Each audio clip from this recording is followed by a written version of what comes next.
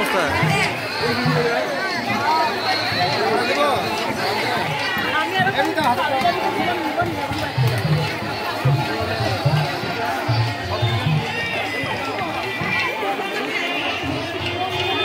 যদি কোনো আপনাকে সেই পথের সন্ধান করে দেয়, আর যদি কোনো ভক্তা সেই পথ অনুসরণ করে, অনায়াসে সে একদিন না একদিন ভগবানের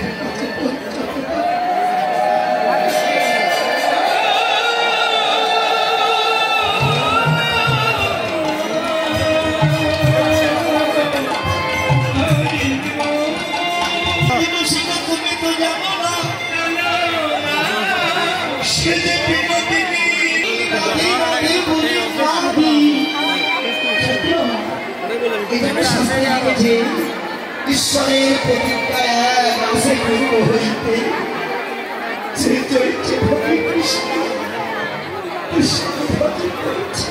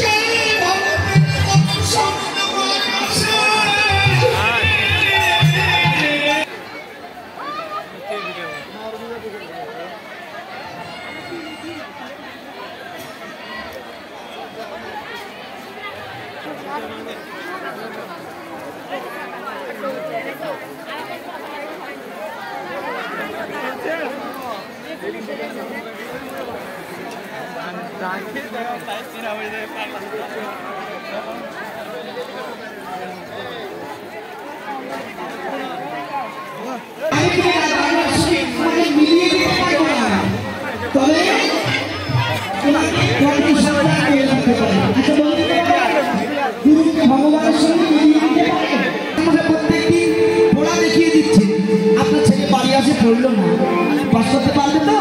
তা আপনি যতই জোড়া সরস্বতী পুজো দেন না কেন, কাজ হবে না। আমাদের ধর্মে বলছে কর্মই শ্রেষ্ঠ, কর্ম করে যাও, ফলের আশা করো না, আমি নিজেরই কর্মফল নিয়ে তোমার সামনে হাজির হব। বুঝেছেন? এই জন্য গীতার জ্ঞান, এই যে কি অপূর্ব জ্ঞান, এটা আমরা উপলব্ধি করতে পারি না সবাই। এই জন্য মায়েদের সবার বলছি, আমার বাবারা যারা এখানে আছে সবাইকে বলবো, আজ আমাদের সনাতন ধর্মের বড্ড দুঃসময় চলছে। আজ আমাদের সবাইকে জানতে হবে, নাহলে সনাতন ধর্ম দিন দিন ধ্বংস হবে। এই জন্য অনেক টাকা খরচা করে বছর বছর কীর্তন দিই। আমি আপনাদের বলবো মা, আপনার বাড়িতে একটা ভাণ্ডে চাল রেখে দেবেন, প্রত্যেক দিন এক মুঠো করে। এই চালটা গ্রামের সবাই মাসে মাসে তুলুন, তুলে ওই চাল বিক্রি করে যে পয়সা হবে, আপনি এক কাজ করুন, প্রত্যেক গ্রামে গীতা পাঠাগার তৈরি করুন, সেখানে নিজেদের অর্থায়নে একজন শিক্ষক নিযুক্ত করুন। তারা আপনাদের ছেলে মেয়েদের শিক্ষা দেবে।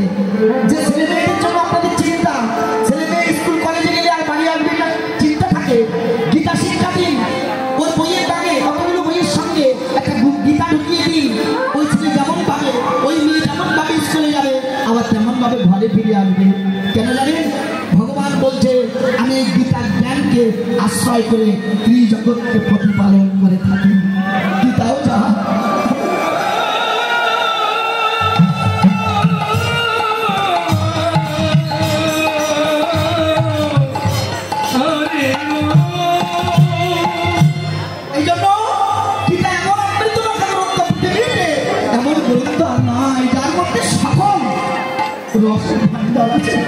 জানেন, নয়াদিল্লির একটা ঘটনা না বললেই নয়।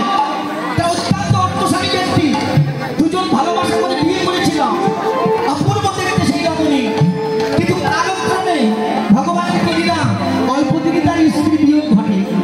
কিন্তু জানেন, ওই যে ভালোবাসা, জানেন মরে যাওয়ার পরও ওই অতৃপ্ত আত্মা তার স্বামীকে ভুলতে পারেনি। প্রত্যেক দিন তাকে ছায়া দিত। রোগে আক্রান্ত হলেন তার স্বামী,